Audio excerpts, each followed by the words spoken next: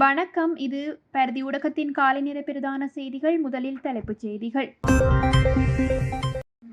பாலூட்டும் போத்தல் அருகே குழந்தையின் எலும்புகள் அதிர வைக்கும் செம்மணி சிந்துபாத்தி. ஜாலில் 10 வயது சிறுமிக்கு நேர்ந்த கொடூரம், 62 வயது முதியவர் கைது. நொச்சியாகமவில் இலக்கு வைக்கப்பட்ட ஸ்ரீதரன் எம்பி புலனாய்வு விசாரணை தீவிரம். அரசாங்கத்தின் பாடத்திட்டம் தொடர்பிலே முடிவை ஆதரிக்கும் அர்ச்சுனா. விசேட அதிரடிப்படையினரின் துப்பாக்கிச் சூட்டில் ஒருவர் பலி. கொட்டி தீர்க்கப் போகும் கனமழை, விடுக்கப்பட்டுள்ள எச்சரிக்கை. முன்னாள் அமைச்சர் சம்பிக்க ரணவக்கவின் பயணத்தடை தற்காலிகமாக நீக்கம். 13 பெண்கள் உட்பட பலர் கைது, போலீசார் வெளியிட்டுள்ள அதிர்ச்சி தகவல். தொடர்பான விரிவான செய்திகள்.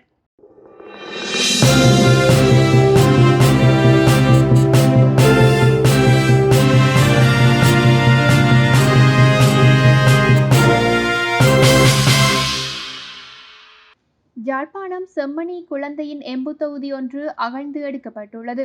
செம்மணியில் மனித புதைகுழியில் இருந்த குழந்தைக்கு பாலூட்டும் போத்தல் அடையாளம் காணப்பட்ட பகுதியில் குறித்த எம்பு தொகுதி கண்டுபிடிக்கப்பட்டதாக தெரிவிக்கப்பட்டுள்ளது. செம்மணி சிந்துபாத்தி இந்து மயானத்தில் அடையாளம் காணப்பட்ட மனித புதைகுழிக்கு அருகிலே மேலும் புதைகுழிகள் இருக்கலாம் என செய்மதி படங்கள் மூலம் சில பகுதிகள் சந்தேகத்தின் அடிப்படையில் அடையாளப்படுத்தப்பட்டு தொல்லியல் பேராசிரியர் ராஜ் சோமதேவாவினால் நீதிமன்றத்தில் அறிக்கை சமர்ப்பிக்கப்பட்டிருந்தது. அந்த பகுதி தடவியல் அகழ்வாய்வு தளம் 2 என நீதிமன்றத்தால் பிரகடனப்படுத்தப்பட்டு அகழ்வு பணிகள் இடம்பெற்று வருகின்றன. 2ஆம் கட்ட அகழ்வு பணிகளில் 17ஆம் நாள் அகழ்வு பணிகள் இடம்பெற்ற போது குழந்தைகளுக்கு பாலூட்டும் போத்தல் ஒன்றும் மற்றும் வெள்ளை நிற ஆடை ஒன்றும் அடையாளம் காணப்பட்டுள்ளன. இந்நிலையில் அந்த பகுதியில் இருந்த குழந்தையின் எம்பு தொகுதி ஒன்று அடையாளம் காணப்பட்டு அகழ்ந்து எடுக்கப்பட்டமையும் குறிப்பிடத்தக்கது. யாழ்ப்பாணத்தில் 10 வயது சிறுமியை தகாத முறைக்கு உட்படுத்திய 62 வயதுடைய முதியவர் ஒருவர் கைது செய்யப்பட்டுள்ளார்.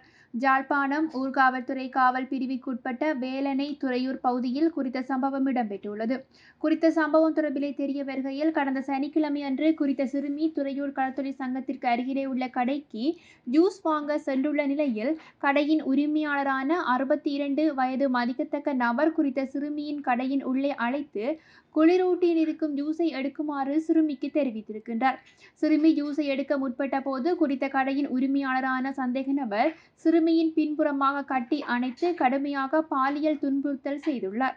இதனையடுத்து பதற்றத்துடன் பாதிக்கப்பட்ட சிறுமி வீடு சென்று குறித்த சம்பவத்தை தாயாருக்கு தெரியப்படுத்தியுள்ளார். ஆனால் அவர் தன்னுடைய தாயார் சமூகம் மற்றும் அயலவருக்கு அஞ்சி காவல்துறையில் முறைப்பாடு செய்ய தயங்கியிருக்கின்றார். இருந்தும் சில சமூக நலன் விரும்பிகளின் முயற்சியினால் சிறுமியின் தாயார் கடந்த 23ஆம் தேதி அன்று தன்னுடைய பகுதி கிராம சேவகருக்கு தெரியப்படுத்தியிருக்கின்றார்.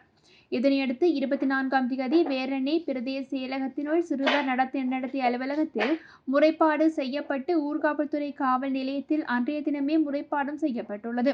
குறித்த சம்பவம் தொடர்பிலே நடவடிக்கைகளில் இறங்கி கடையின் உரிமையாளரான குறித்த நபரை கைது செய்திருப்பதாக காவல்துறையினர் தெரிவித்துள்ளார்கள்.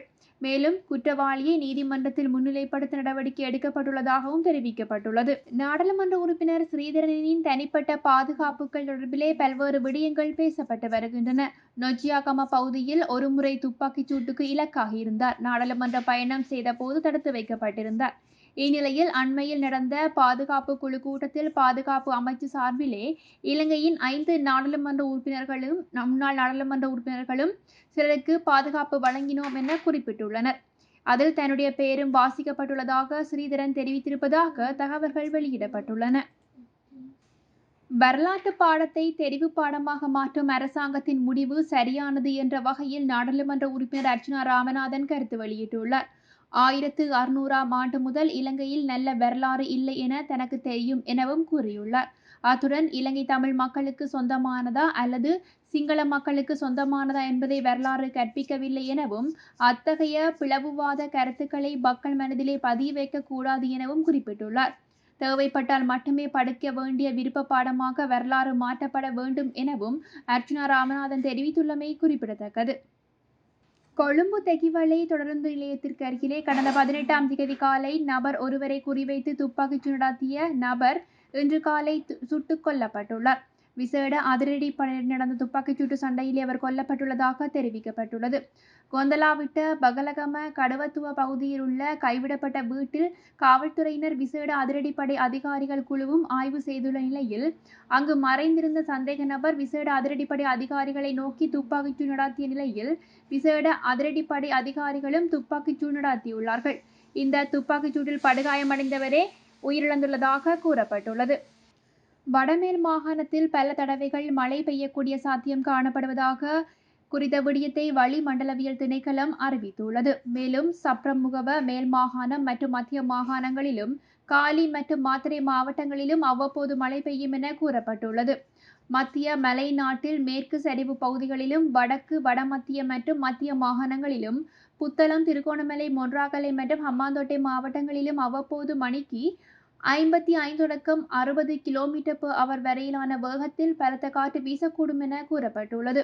இடியுடன் கூடிய மழை பெய்யும் போது தற்காலிகமாக உள்ளூர் மயப்படுத்தப்பட்ட பலத்த காற்று மற்றும் மின்னல் தாக்கத்தால் ஏற்படும் சேதங்களை குறைக்க போதுமான முன்னெச்சரிக்கை நடவடிக்கைகளை எடுக்குமாறும் குறிப்பிடப்பட்டுள்ளது.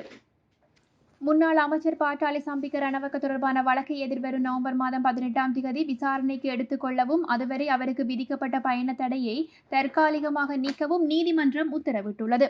கடந்த 2016 ஆண்டு ராஜகிரிய பகுதியில் வாகன விபத்தை ஏற்படுத்தியதுடன் சம்பவத்தின் பின்னர் ஆதாரங்களை மறைத்தமை தொடர்பிலே குற்றம் சாட்டப்பட்ட முன்னாள் அமைச்சர் பாட்டாளி சம்பிக்க ரணவக்க அவருடைய சாரதி மற்றும் அப்போதைய வெலிக்கடை போலீஸ் பொறுப்பதிகாரி சுதத் தஸ்மட ஆகியோருக்கு எதிராக தாக்கல் செய்யப்பட்ட வழக்கை எதிர்வரும் நவம்பர் மாதம் 18 விசாரணைக்கு எடுத்துக் கொள்ளுமாறு கொழும்பு மேல் நீதிமன்றம் உத்தரவிட்டுள்ளது. கொழும்பு மேல் நீதிமன்றத்தின் விசாரணைக்கு எடுத்துக் கொள்ளப்பட்ட போது இந்த உத்தரவானது பிறப்பிக்கப்பட்டுள்ளது.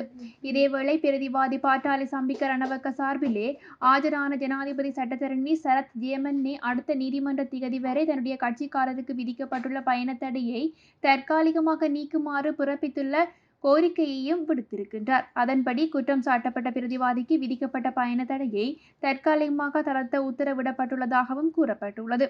குறித்த குடிவரவு மற்றும் குடி அகழ்வு கட்டுப்பாட்டாளருக்கு அறிவிக்க வேண்டும் எனவும் மேல் நீதிமன்ற நீதிபதி குறிப்பிட்டுள்ளமை தெரிவிக்கத்தக்கது. களுத்துறையில் சூதாட்டத்தில் ஈடுபட்ட 13 பெண்கள் உட்பட 16 பேர் கைது செய்யப்பட்டுள்ளதாக வத்துவ காவல்துறையினர் தெரிவித்துள்ளார்கள். இதன்போது 3 வயது குழந்தையை கையில் ஏந்தியபடி ஒரு பெண் இருந்ததாகவும் போலீசார் குறிப்பிட்டுள்ளார்கள். அத்துடன் 10 லட்சத்திற்கு அதிகமான பணமும் 2 சீட்டு தொகுப்புகளும் மற்றும் 2 பாய்களும் போலீசாரால் கைது செய்யப்பட்டுள்ளது. இந்நிலையில் சம்பவம் தொடர்பான மேலதிக விசாரணைகளையும் காவல்துறையினர் மேற்கொண்டு வருகின்றமையும் குறிப்பிடத்தக்கதாகும்.